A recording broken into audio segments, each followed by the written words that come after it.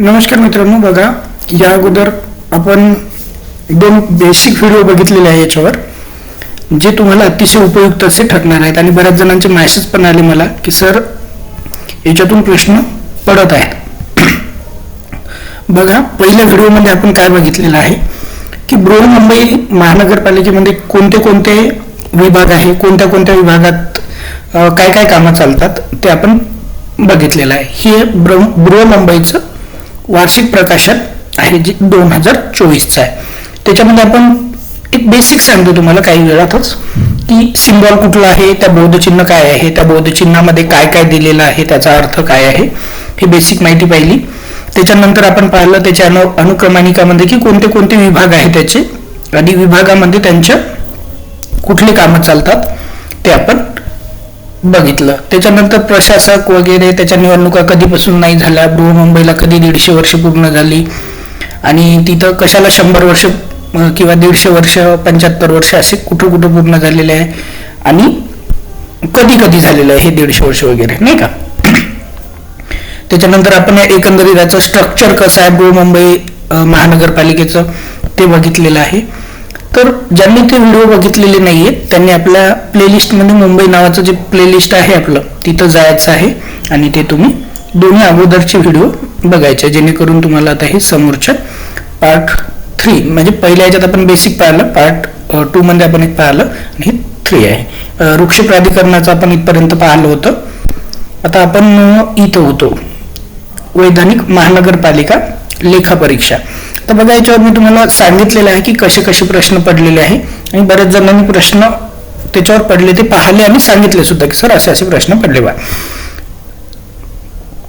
आणि त्याच्यावर प्रश्न जे आहेत ते एकदम बेसिक पडतात, पण काय असते की आपण तेवढ्या डीप मध्ये वाचत नाही. बेसिक म्हणण्यापेक्षा डीप प्रश्न पडतात, एवढे डीप पडतात की आता आपण बघणार आहोत समोर एक बँक आहे, तिथल्या कर्मचाऱ्यांसाठी महानगरपालिकेने कुठली ब्रँच चालू केली आणि त्याच्या किती शाखा आहेत किंवा त्यांनी किती शाखांसाठी ATM चालू केलं. आता ते शाखा वाचतो आपण, पण ते बघत असताना ही आकडेवारी जी आहे ते बघत नाही. त्यानंतर एक शिक्षक हा प्रश्न विचारला शिक्षणाच्या संदर्भात की मुंबई महानगरपालिकेमध्ये किती शाळा आहेत, तर ती आकडेवारी बघत असताना थोडंसं लक्षात ठेवायचं, तुम्हाला तेवढे कष्ट घ्यावे लागतील. ह्या जे कुठली आकडेवारी विचारेल काय विचारेल किंवा आणखीन एक सनपाडा ते CSTचं अंतर किती वेळानंतर हे असतात काय बसेस किंवा ट्रेन्सच्या संदर्भात होतात असे प्रश्न पडतात.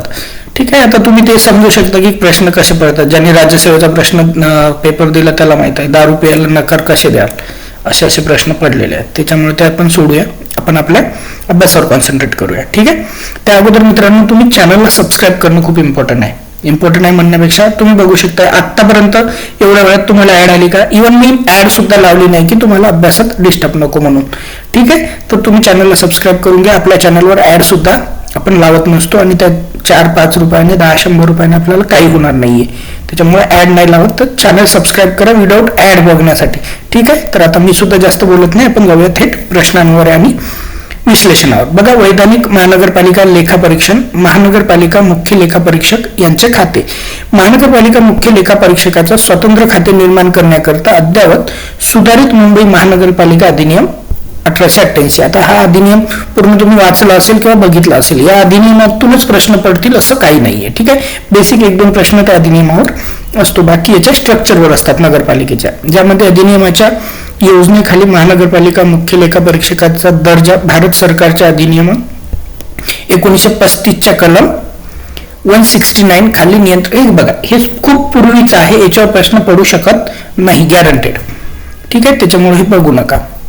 कम्पेअरली होऊ शकतं पण हे एवढं इतिहासात पडू शकतं, पण याच्यावर नाही पडणार प्रश्न, ते सोडूनच द्या तुम्ही. महानगरपालिका पडला तर याच्यावर पडते की 1888 मध्ये किती कलम आहेत वगैरे. महानगरपालिका मुख्य लेखापरीक्षक हे बृहन्मुंबई महानगरपालिकेचे वैधानिक लेखापरीक्षक आहेत. अद्ययावत सुधारित मुंबई अधिनियम 1888च्या कलम 78 खालील तरतुदीनुसार राज्य शासन महाराष्ट्र महानगरपालिका सुधारित अधिनियम 2011. आता हे विचारू शकता कधी सुधारणा केली, तर 2011ला कलम 2चा प्रारंभचा म्हणजेच 10 मार्च 2011 रोजी व तेव्हापासून विहित करण्यात येथील अशा अटी व शर्तीवर महाराष्ट्र वित्त लेखा सेवेतील सहसंचालकाच्या दर्जापेक्षा कमी दर्जाचा नसेल अशा अधिकाऱ्यांची महानगरपालिका मुख्य लेखापरीक्षक म्हणून प्रतिनियुक्तीने नियुक्ती करते. परंतु राज्य शासनाने 26/9/2022 रोजीपासून महानगरपालिका मुख्य लेखापरीक्षक पदाची संचालक प्रवर्गात श्रेणीवाढ केली असून संचालक संवर्गातील अधिकारी यांची पदस्थापना केली. परिणामी श्री सीताराम शंकर काळे यांची महानगरपालिका मुख्य लेखापरीक्षक म्हणून महाराष्ट्र वित्त व लेखा सेवेतील संचालक संवर्गातून दिनांक 26/9/2022 पासून प्रथम पदस्थापना करण्यात आली. कोणाची? सीताराम शंकर काळे. अधिनियम 78(ब)(1) खाली स्थायी समिती महानगरपालिका मुख्य लेखापरीक्षकास निकट व अधीन असणारे तिला योग्य वाटतील इतके सहाय्यक लेखापरीक्षक लिपिक कर्मचारी नेमतील. ओके, ठीक आहे. आता ही त्याच्याशी बेसिक माहिती आहे, याच्यात आपण काही जास्त बघू नाही, तुमच्या लक्षात आलं असेल. त्याच्यानंतर 19 कलम निर्दिष्ट केलेली आहे. ठीक आहे, आता हे थोडं कलमाच्या संदर्भात आहे. त्याच्यात आपण महानगरपालिका मुख्य लेखापरीक्षक समित्या वगैरे दिलेल्या आहेत, इथं त्याच्या कलमा दिलेल्या आहेत. आता तुम्हाला हे बेसिक आपण सांगितलं की शिक्षण निधी संकेतांक वगैरे आहे. प्रत्येक सरकारी सुरू करण्यासाठी तितक्या लवकर मागास. ओके, त्याच्यानंतर लेखा विभागाशी संबंधित आहे हे. बँकिंग, विमा व्यवसाय किंवा व्यवस्थापन, वित्तीय व्यवसाय, प्रशासन, MBA, फायनान्स, वाणिज्य उत्तीर्ण अशी. ओके, ठीक आहे, त्याचं काही हे नाही आहे, तेवढं आपण नेक्स्ट पाहूया. निष्कर्म सामान्य प्रशासन विभाग. आता याच्यात काय आहे ते बघूया. ठीक आहे, त्याच्यामध्ये ज्या गोष्टी महत्वाच्या वाटल्या त्या आपण घेतलेल्या आहेत. तर सामान्य प्रशासन विभाग रचना आणि कार्यपद्धती. तर त्याची रचना कशी आहे? तर कर्मचारी वृंद, प्रशासकीय खात्याचे प्रशासन विभाग असे करण्यात आलेले आहे. महानगरपालिका सहायुक्त ते आपण बघितलं वर कशी आहे ती रचना. ठीक आहे, पहिल्या व्हिडिओत बघितलेलं आहे, ते बघितलं नसेल तर बघून घ्यायच्यात, जास्त टाइमपास नाही करत मी. सामान्य प्रशासन विभागाची प्रमुख कामे. आता कामे काय आहेत याच्यात तुम्हाला हे दिलेलं आहे, डायरेक्ट मी कामावर येतो. प्रचलित पद्धतीने गतिशीलता आणण्याच्या प्रक्रियेत खालील गोष्टींची सुरुवात झालेली आहे. आता हे बघायचं असेल तर आपण बघून घेऊ, पुन्हा तुम्ही म्हणाल सर बघितलंच नाही. एक आहे परिणामकारक नियंत्रण ठेवणे आणि कर्मचारी वर्ग या संज्ञेखाली येणाऱ्या सर्व प्रकरणांबाबत धोरणात्मक स्वरूपाचा साचा आणि नियम व कार्यपद्धती विहित करणे. त्याच्यानंतर 2, विविध विकेंद्रीकृत पातळ्यावर सदर नियम आणि कार्यपद्धती यांची अंमलबजावणी समानतेने होते की नाही हे पाहणे. 3, उत्पादकता वाढवण्याच्या हेतूने कर्मचाऱ्यांना प्रवृत्त करणे आणि प्रशासनाला जास्तीत जास्त जनताभिमुख करणे. त्याच्यानंतर 4 आहे प्रचलित पद्धती व कार्यपद्धती याचे सातत्याने मूल्यांकन करण्याचा प्रयत्न करणे.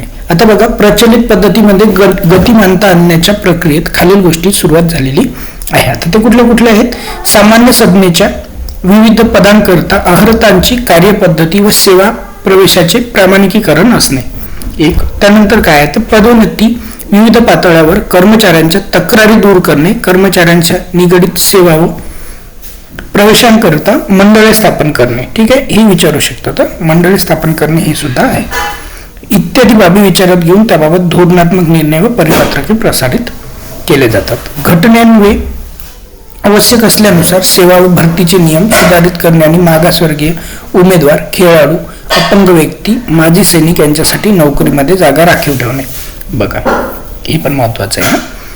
कर्मचारी विषयक धोरणांच्या अंमलबजावणीसाठी सर्व खात्यांतील कर्मचारी वृंदाविषयक हाताळणारे अधिकारी यांनी तंटे मिटवण्यासाठी सामान्य कामगार संघटनाचे प्रतिनिधित्व यांच्याबरोबर नियमित बैठका वगैरे घेणे. आता महानगर कार्यालयात कार्यपद्धती सुधारण्याच्या दृष्टीने अभ्यास करून परिपत्रके सुधार करणे. अंमलबजावणीच्या दृष्टीने विभागाच्या खात्याअंतर्गत दप्तरी तपासणी, पारदर्शकता आणणे. ओके, लोकसेवा हक्क अधिनियमाच्या संदर्भात आहे तो. ओके, हे काही आपल्याला तेवढं इम्पॉर्टंट वाटत नाहीये. नेक्स्ट बघूया मराठी परीक्षा विभाग. तर याच्यामध्ये मराठी परीक्षा विभागामध्ये ज्ञानपीठ विजेते बृहन्मुंबई महानगरपालिकेचे दरवर्षी ज्ञानपीठ विजेते थोर मराठी लेखक, कवी, नाटककार विवा शिरवाडकर उर्फ कुसुमाग्रज यांचा दिनांक 27 फेब्रुवारी हा जन्मदिन काय तर मराठी भाषा गौरव दिन म्हणून साजरा करण्यात येतो. महानगरपालिकेच्या 10 मे 2010च्या ठरावानुसार फेब्रुवारी 2000 म्हणजे 15 दिवस हा मराठी भाषा पंधरवडा म्हणून साजरा करण्यात येतो. लक्षात असू द्या, कधीपासून 10 मे 2010 पासून 27 फेब्रुवारी पासून 15 दिवस हा मराठी भाषा पंधरवडा दिन म्हणून साजरा करण्यात येतो. या कालावधीत मराठी भाषा पंधरवडा साजरा करण्यात आला. तसेच शासनाच्या नियुक्ती ओके ठीक आहे, हे पंधरवडा वगैरे त्यांनी साजरा केलेला आहे. त्याचबरोबर राष्ट्रपती डॉक्टर APJ अब्दुल कलाम यांचा दिनांक 15 ऑक्टोबर हा जन्मदिवस वाचन प्रेरणा दिन म्हणून साजरा करण्याबाबत अनुषंगाने विविध उपक्रमांचे आयोजन सुद्धा करण्यात येत असते. तर ह्या गोष्टी महत्वाच्या होत्या, ह्या आपण पाहिलेल्या आहे. ठीक आहे, हे मराठी भाषा गौरव दिन असू द्या, जनरलही प्रश्न पडू शकतात. त्याच्यानंतर काय, पंधरवडा तुम्ही बघितलेला, पुस्तक प्रकाशन विक्री ओके. मागासवर्ग कक्ष, आता या संदर्भात काय आहे तर बृहन्मुंबई महानगरपालिकेच्या सेवेत मागासवर्गीयांच्या संबंधी राज्य शासनाने आरक्षण विषयक धोरण आदेशाचे कार्यान्वयन कामासाठी एकत्रित घटक म्हणून 26 फेब्रुवारी 1919 पासून मागासवर्ग कक्ष कार्यरत आहे. कधीपासून आहे हा, 1979 पासून. हा कक्ष महानगरपालिकेची सरळ सेवा, निवड, पदोन्नती या भरती प्रक्रियेमध्ये सामाजिक व समांतर, त्यानंतर महिला, दिव्यांग, स्वातंत्र्य सैनिक, माजी सैनिक, भूकंपग्रस्त, प्रकल्पग्रस्त, अनाथ इत्यादींसाठी ते आरक्षित असते. आता याच्यात आरक्षणाच्या संदर्भात दुसऱ्या कुठल्या गोष्टी दिलेल्या आहे का तर नाही, एवढ्या गोष्टी होत्या ज्या आपण बघितलेल्या आहे. आता बघा याच्यामध्ये काय आहे, विभागांनी आयोजित केलेल्या 263 पदोन्नती समित्यांची सभा ओके, हे काही तेवढं महत्वाचं नाहीये. पदोन्नती 1808चा प्रस्ताव ओके. 2000 माहितीचा अधिकार प्रकरणावर कारवाई, किती प्रकरणावर कारवाई केली ते आहे. सरळ सेवा भरतीनं किती पद, कामगार आता कामगार खाते पाहू तर एवढी तर त्यांनी काही हे एवढं विचारणार नाही असं मला वाटतं की किती पद भरले वगैरे असू द्या ते गोष्ट. तर बघा आता कामगार खाते काय आहे, तक्रार निवारण समिती या खात्यावर पण प्रश्न पडलेला आहे. खालीलपैकी कुठले खाते नाही, त्याच्यामुळे खाते आपण कुठले कुठले पाहत आहे हे सुद्धा लक्षात असू द्या. याची PDF तुम्हाला आपल्या टेलिग्राम चॅनलवर दिलेली आहे, ती तुम्ही टेलिग्राम चॅनलवरची PDF काढायची फ्रेशपैकी, त्याची झेरॉक्सवर जाऊन प्रिंट काढायची. अशी मोबाईलमध्ये किंवा याच्यात वाचू नका, वाचल्या जाणार नाही ती, तिथं जायची आणि सगळ्या गोष्टी याच्यातल्या ज्या आहेत त्या प्रत्येकच गोष्ट वाचली पाहिजे असं काही नाहीये. त्याच्यावर हायलाईट करायचं, जे जे इम्पॉर्टंट वाटते तेवढ्याच गोष्टी पाठच करायच्या किंवा त्या लक्षपूर्वक घ्यायच्या आणि तेवढ्या गोष्टीच्या नोट्स काढायच्या. येतात, पडतात याच्यातून प्रश्न, एवढ्या याच्यातून 3-4 प्रश्न पडले तरी खूप झाले. कारण प्रश्न कसे पडतात, याच्यातले काही पडतात मुंबई विशेषवर, त्यानंतर करंट अफेअरचे काही पडतात, त्यानंतर आपल्या इतिहासाचे काही पडतात आणि भूगोलचे काही, इतिहास, भूगोल, नागरिकशास्त्र वगैरे म्हणजे इतिहास, आपलं राज्यघटना, त्यानंतर मुंबई विशेष आणि त्यानंतर GS आणि 1-2 प्रश्न असतो आपल्या इतर बाबीशी संबंधित. समजा काय म्हणता येईल त्याला, भारताचा भूगोल, महाराष्ट्राचा भूगोल किंवा विज्ञानच्या संदर्भात वगैरे. तर या 5 बाबीवर 25 प्रश्न पडणार आहेत. तेव्हा या 3-4 बाबीवर लक्ष देण्यापेक्षा आपल्या मुंबई विशेषवर 5 किंवा 6 प्रश्न पडले तर याच्यातून पडले तर खूप झाले. ठीक आहे, आणि पडत आहेत प्रश्न तेवढे किंवा त्यापेक्षा जास्त पडत आहेत.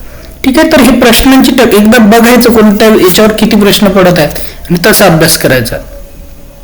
असो, आता तक्रार निवारण समिती आहे, त्याच्यामध्ये कामगार खात्याच्या याच्यात तक्रार निवारण, हे तुम्ही मधातलं जरी नाही वाचलं ना तरी कोणत्या खात्याअंतर्गत कोणती येते ते सुद्धा तुम्ही पाच करा. शिखर स्तरावर नियमात तक्रार निवारण समितीचं काम काय असणार आहे तर कर्मचाऱ्यांमध्ये तक्रारी ज्या आहेत त्या सोडवणे. त्याच्यानंतर अनुकंपा वारसा हक्क प्रकरणे, याच्यात काय असतं मी तुम्हाला आता ही डिटेल वाचून दाखवत नाही. कामगार खात्यामध्ये तक्रार निवारण समितीचं काम असते तक्रारी नोंदवणे. अनु किंवा वारसा हक्क प्रकरणामध्ये हे असते की एखादा कामगार आहे ज्याला ड्युटीवर असताना काही कमी जास्त झालं किंवा काही अपघात झाला, मृत्यू झाला, तर त्याच्यामध्ये अनुकंपावर त्यांचे जे वारसा हक्क आहे त्यांना याच्यावर कारवाई करून कामावर रुजू करून घेतलं जात असते, तर त्याच्या अंतर्गत होत असते. त्यानंतर आंतर विभागीय खात्यांतर्गत नाट्य स्पर्धा, राज्यस्तरीय नाट्य स्पर्धा. आता कसं असते की वेगवेगळे आपले महानगरपालिकेचे डिपार्टमेंट आहे, त्याच्यामध्ये काय केलं जाते की वेगवेगळ्या याच्या अंतर्गत जसे स्पोर्टचे किंवा याचे कॉम्पिटिशन्स होतात तसे त्याच्यामध्ये आंतरविभागीय वेगवेगळ्या विभागाचे नाट्यस्पर्धा नाट्य ते केले जातात. एकूण 30 पेक्षा जास्त खाते यामध्ये आहेत म्हणजे असतात. आता हे फिरते चषक वगैरे हे ते असते, आता ते सोडून द्या. कामगार कल्याण विभाग याच्यात जास्त हे नाही करत. गृहमंत्री कर्मचारी विश्रांतीमध्ये 36 कामगार कल्याण केंद्र आहेत, विचारू शकतात. केंद्रामध्ये आयोजित केलेल्या कल्याण कुटुंबात स्वातंत्र्य दिन प्रजासत्ताक दिन ओके. कधी कधी हे असते वक्तृत्व स्पर्धा वगैरे होते, काय होते ते आहे. कुटुंबाची गुणवत्ता ओके ठीक आहे, हे सोडून द्या. आता लेखनीय कामे सामाजिक संस्था आणि रुग्णालय सहकार्याने उपगृहात रक्तदान शिबिर या हॉस्पिटलवर सुद्धा प्रश्न पडलेले आहेत. त्याच्यानंतर राष्ट्रीयकृत बँक आणि टपाल खात्याच्या सहकार्याने मुख्यालयाच्या उपकार गृहात ओके ठीक आहे, सोडून द्या. आता ते हे होते. त्याच्यानंतरचा कोणता आहे लेखा परीक्षा आणि लेखा विभाग. तर याच्यामध्ये काय केलं जाते की लेखा परीक्षा म्हटल्याच्या नंतर जे आपलं कोषागार आहे प्रामुख्यानं त्याचं ते काम असते. प्रमुख लेखापाल वित्त आणि प्रमुख लेखापाल कोषागार हे प्रमुख लेखापाल खात्याचे 2 प्रमुख वैधानिक अधिकारी असून ते उपायुक्त वित्त अतिरिक्त आयुक्त प्रकल्प यांच्या नियंत्रणाखाली काम करतात. आता ते कुठं करतात काय नाही हे लक्षात आलं असेल. आता ह्याच्या बाबी बघूया आपण. लेखा परीक्षक आणि लेखा विभागाची आर्थिक बाबी संदर्भात काही काम असतात. महत्वाचं काम असते त्याचं अर्थसंकल्प. आता हे अर्थसंकल्प पाहणे कोणत्या विभागाअंतर्गत येते असा प्रश्न जर पडला तर आपल्याला सांगायचं आहे लेखा परीक्षा आणि लेखा ठीक आहे. अर्थसंकल्प असा वेगळा विभाग स्पेशली नाहीये, अर्थसंकल्प सादर केला जातो. आणि तुम्हाला माहित असेल की बाकीच्या राज्य एवढा अर्थसंकल्प हा आपल्या मुंबईचा असतो एकटा. काही काही राज्याचे सुद्धा अर्थसंकल्प एवढे नाहीये. त्याच्यामुळे आपला अर्थसंकल्पावर या प्रश्न पडलेले आहेत आणि हा इम्पॉर्टंट आहे. डायरेक्ट आकडेवारी विचारली अर्थसंकल्पाच्या बाबतीत. महानगरपालिकेची उपलब्ध असलेली उत्पन्नाची सर्व साधने विचारात घेऊन या खात्याने काही कामे केलेली आहेत ओके. मसुदा अंदाज विशिष्ट वित्त ब ई बाबतीत आगामी आहेत. अर्थसंकल्प ब ई अशा 3 याच्यात असते तो. त्याच्यानंतर कर्ज प्रमुख लेखापाल ओके, हे कर्जाच्या संदर्भात सांगितलेलं आहे. कसं असते परतफेड. गुंतवणुकी कोणत्या कायद्यानुसार आहे ते 1888च्या कायद्यानुसार कलम 122 दिल्यावर व्याजाची वसुली करण्याचे आणि भारतीय स्टेट बँकेकडील महानगरपालिकेच्या चालू खात्यातील शिल्लक ओके सोडून देते. 52 विशेष निधी काय आहे तर प्रमुख लेखा वित्त कर्ज निवारण निधी तसेच महानगरपालिकेचे सर्व विशेष निधी यांच्या नियंत्रणाचे कामकाज पाहतात. त्याच्या अंतर्गत एक खातं आहे विशेष निधी. अंतर्गत लेखापरीक्षण लेखापरीक्षणामध्ये इंटरनल ऑडिट होत असते. त्याचं खर्चावर नियंत्रण त्याच्यात कसं असायला काय नाही याच्यात दिलेलं आहे. कोषागाराची कामे कुठली असली पाहिजे. आता याच्यावर काही प्रश्न पडणार नाही. संकलन ऑनलाईन ऑनलाईनवर प्रश्न पडलेला आहे की याचं पोर्टल कुठलं आहे काय नाही. महानगरपालिकेच्या संदर्भात ॲपवर प्रश्न पडलेले आहेत. महानगरपालिकेचे विविध महसूल online payment gateway RTGS okay हे आहेत. मोबाईल ॲप्लिकेशन व सायबर CFC इत्यादी मार्फत महानगरपालिकेच्या खात्यामध्ये जमा केले जातात. सन 2019 पासून 24 विभागांमध्ये इस्टेट 24 विभागामध्ये इस्टेट व फिल्म शूटिंगचा महसूल तसेच 2022 पासून स्विमिंग पूल महसूल तिकीट महसूल फिको महसूल ऑनलाईन जमा केले जातात. याच्यात सगळ्यात मोठा असते फिल्म शूटिंगचा, खूप मोठा महसूल येते. हा 24 विभागाचा आहे तो. ऑफलाईन त्याच्यानंतर कसं आहे सेम प्रोसेस असणार आहे, फक्त ही ऑफलाईन असणार आहे. याच्यामध्ये देयके कोणत्या खात्यात येतात त्याच्यात आहे. कर्मचाऱ्यांची मासिक वेतने आता हे जास्त घेत नाही मी. निवृत्ती वेतनाचे फायदे काय आहे काय नाही यांना कर्मचाऱ्यांना ते याच्यात दिलेलं आहे.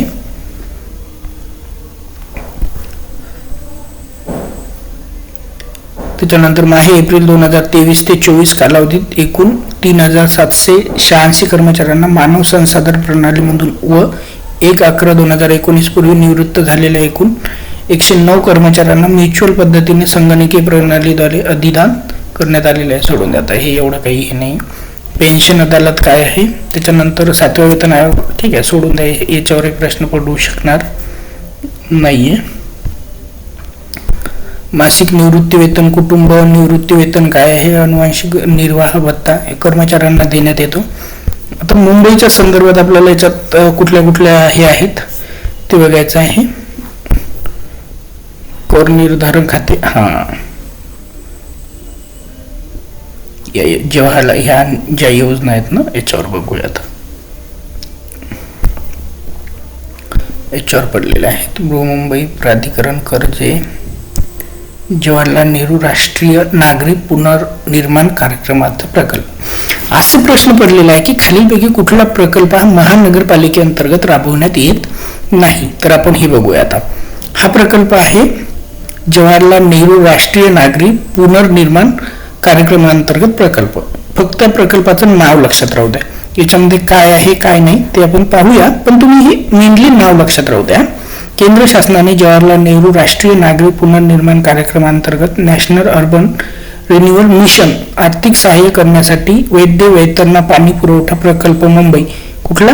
वैतरणा पाणी पुरवठा प्रकल्प मुंबई. मलिनी साधारणतः प्रकल्प टप्पा 2 मलबार हिल गार्डन क्रॉस मैदान पर्यंत बोगदा आणि मारोशी कॉलेज पर्यंत बोगदा. ओके, ठीक आहे. प्रकल्पाची त्याची डिटेल दिलेला आहे. केंद्र शासनाने मंजूर केलेला हा एक प्रोजेक्ट आहे. याच्यामध्ये प्रकल्पासाठी केंद्र शासनाकडून 35% आणि राज्य शासनाकडून 15% अनुदान मिळते. उर्वरित 50% प्रकल्प महानगरपालिकेच्या स्वनिधीतून केला जातो. ठीक आहे, हे होतं जवाहरलाल नेहरू राष्ट्रीय नागरी पुनर्निर्माण कार्यक्रम. त्याच्यानंतर मध्य वैतरणा पाणी पुरवठा प्रकल्प. डायरेक्ट प्रकल्पाचे नाव देतात आणि खालीलपैकी कोणता प्रकल्प हा महानगरपालिके थ्रू राबवला जात नाही किंवा कुठला राबवला जातो किंवा प्रकल्पांतर्गत निधी किती टक्के केंद्र शासन देतो किंवा याचा किती टक्के आहे नगरपालिकेचा. मध्य वैतरणा पाणी पुरवठा प्रकल्पाचा खर्च एवढा आहे, त्यास केंद्र शासनाच्या, ठीक आहे, याच्यात आता डायरेक्ट आकडेवारी दिलेली आहे. आकडेवारी विचारू शकते ते, त्याचं काही सांगता येत नाही. मुंबई मलिनी साधारणतः प्रकल्प. मुंबईच्या हे जे कचरा व्यवस्थापन आहे ना त्याच्यावर प्रश्न पडलेले आहेत. ठीक आहे, याच्यावर पहिला प्रकल्प त्याचा स्क्रीनशॉट काढून घ्या आणि आरामात घरी जाऊन वाचा. मलबार हिल गार्डन क्रॉस मैदान. हा असा बोगदा करण्याचं, ठीक आहे, सोडून द्या. जास्त डीप मध्ये घेतलं तर आपला खूप सारा वेळ जाईल. आता मोरोशी ते रुपारेल कॉलेज असा बोगदा खणण्याच्या एकूण कंपनीचा खर्चाचा प्रकल्प वगैरे. ठीक आहे, पाहून घ्या हे एकदा. जवाहरलाल नेहरू नागरी पुनर्निर्माण योजनेअंतर्गत मुंबई महानगरपालिका केंद्र. ओके, रुपये किती खर्च झाला वगैरे आहे ते. हे फक्त योजना काय आहे ते माहिती राहू द्या तुम्हाला, त्याच्या अंतर्गत कोणते काम होते की. आता त्याच्यानंतर बघा कर निर्धारण व संकलन खाते. तर बघा आता बऱ्याच वेळेस आपण व्हिडिओ घेत आहे, पण तुम्ही जर चॅनलला सबस्क्राईब केलं नसेल तर तुम्हाला विनंती आहे की चॅनलला सबस्क्राईब तेवढं करा आणि याच्या PDF साठी तुम्ही आपलं टेलिग्राम चॅनल जॉईन करा. तुम्ही काय करता, टेलिग्राम चॅनल जॉईन करता त्याच्यानंतर आणि व्हिडिओला लाईक करत चला. म्हणजे काय होतं की पूर्ण एखादा व्हिडिओ टाकला की तुमच्यापर्यंत येते. तुम्ही टेलिग्राम चॅनल जॉईन करता, काम झालं की निघून जाता. अरे निदान आपल्याला भेटलं, काही दिवस तर राहा, 2-4 दिवस राहा, पहा, नंतर लेफ्ट मारा. ठीक आहे, PDF घेतली की पळू नका, असं नका करत जाऊ. नुसतं व्हिडिओ पाहता, सबस्क्राईब पण नाही करत. आता तुम्हाला ॲडही नाही टाकत नाही याच्यावर, मी ॲडही नाही लावत ना, सबस्क्राईबर तर राहू द्या. ठीक आहे, असो. आता कर निर्धारण संकलन खाते काय. तर बघा याच्यात आता याची प्रस्तावना दिलेली आहे. प्रस्तावना मी जास्त वाचत बसत नाही. प्रस्तावनेमध्ये काय आहे की कर निर्धारण काय आहे, नगरपालिकेअंतर्गत कधीचं वर्ष आणि किती कर्मचारी वगैरे आहेत. आता कर निर्धारण संकलन खात्याचे संगणीकरण. तर सदर संगणीकरण हे कर प्रणाली पारदर्शक होण्यासाठी केलेलं आहे.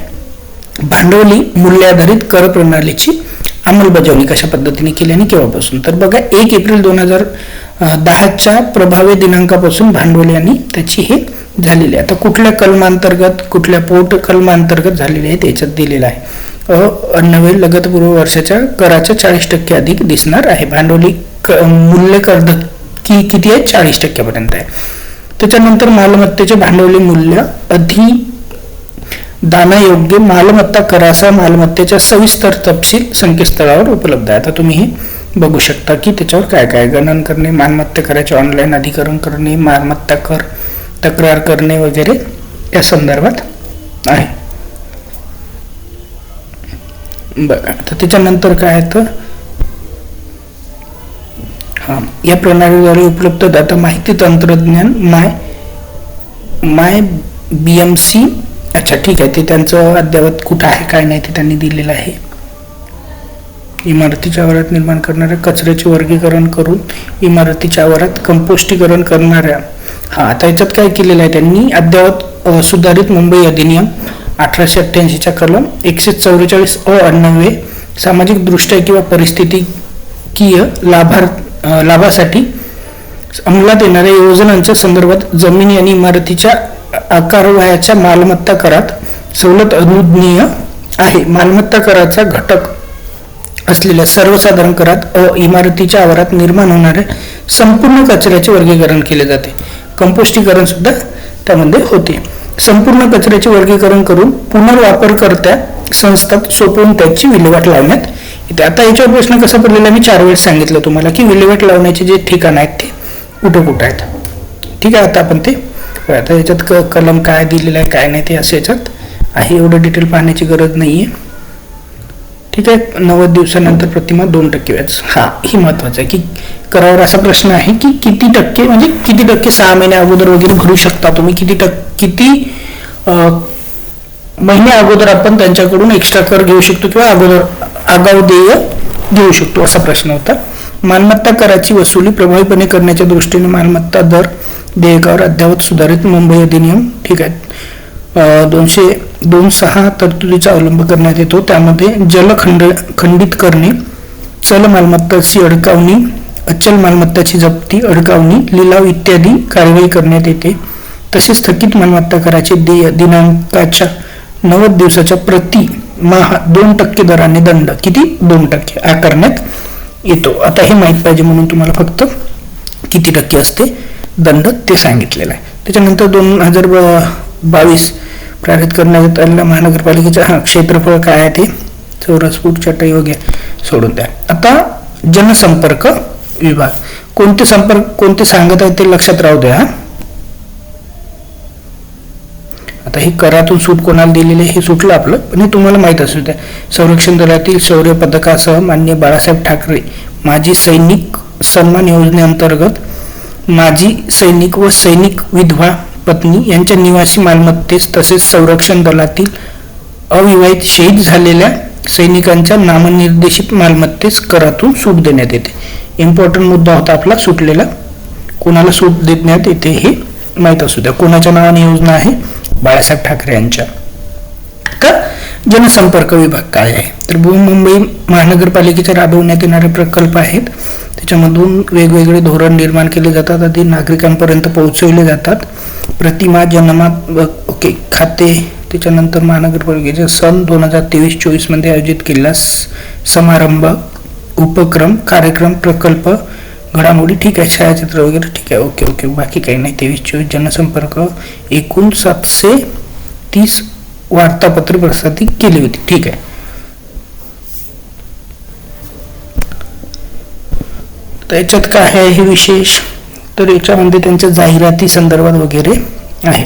त्याच्यात डॉक्टर बाबासाहेब आंबेडकर यांच्या महापरिनिर्वाण दिनानिमित्त डॉक्टर बाबासाहेब आंबेडकर यांच्या जागतिक पाऊलखुणा या संकल्पनेवर आधारित माहिती पुस्तिका त्यांनी या खात्यामार्फत काढलेली आहे. त्याच्याच बरोबर डॉक्टर बाबासाहेब आंबेडकर यांच्या जीवनावर आधारित कॉफी टेबल बुकची देखील विक्री अहवाल याच्यामध्ये होता.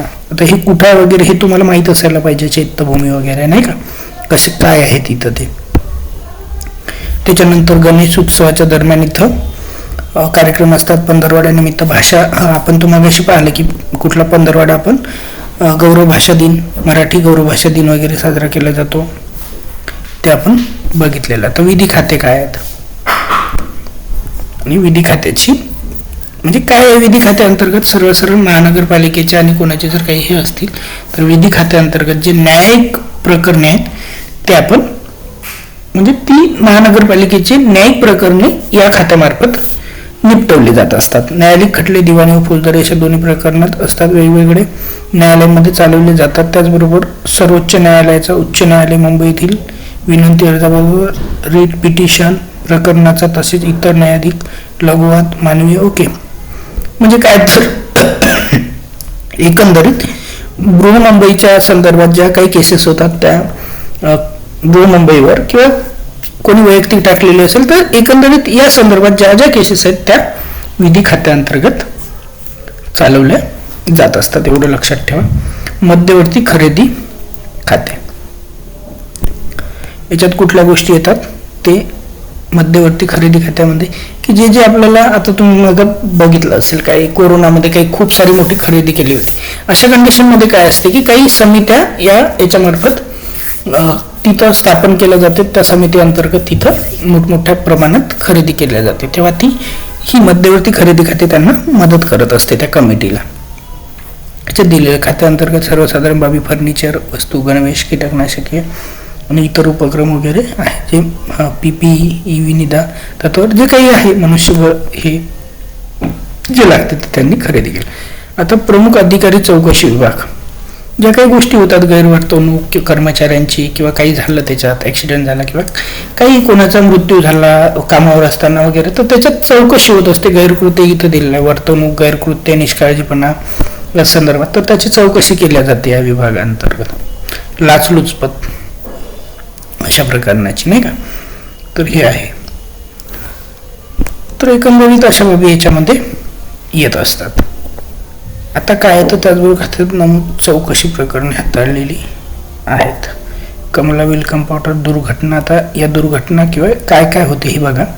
कमला मिल कंपाऊंड दुर्घटना, नाले सफाई, रस्ते विभागीय विनिदा, जोगेश्वरी उपखंड प्रकरण करण्यात येत असलेली चौकशी, हिंदू हृदय बाळासाहेब ठाकरे रुग्णालयात जंतू निसर्गामुळे रुग्णांचे डोळे दगावण्याची दुर्घटना, बनावट कागदपत्राचा आधार घेऊन घनकचरा व्यवस्थापन खात्यात झालेली बोगस कामगार भरती, ह्या काही गोष्टी आहेत. आता बघा, मुंबई महानगरपालिका सुरक्षा दल अतिशय महत्त्वाचा मुद्दा, याच्यावर सुद्धा प्रश्न पडलेले आहेत. तर आपण हा नेक्स्ट व्हिडिओमध्ये बघूया.